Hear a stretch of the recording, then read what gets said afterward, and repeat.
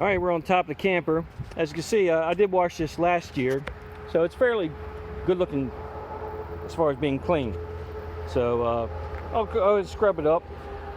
This helps prevent those black streaks from coming down.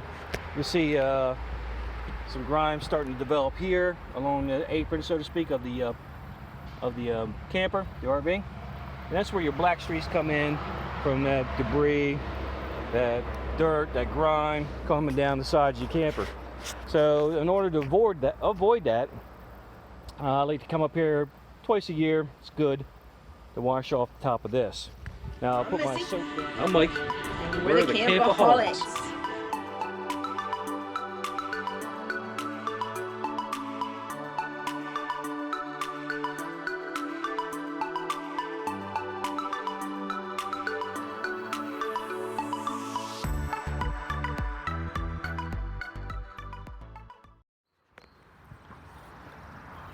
All right, as you see, she's brightening right up to like almost showroom condition. But we'll go ahead and scrub it up. I'll have to put the soap down first, give it a scrub in with my super RV brush here, and then we'll rinse and repeat. And it's looking like a fresh roof. And this is the difference it makes. So that's a year's worth of, not necessarily a year, I probably did this last August. So looks pretty good, cleaning up pretty good. No black streaks for me.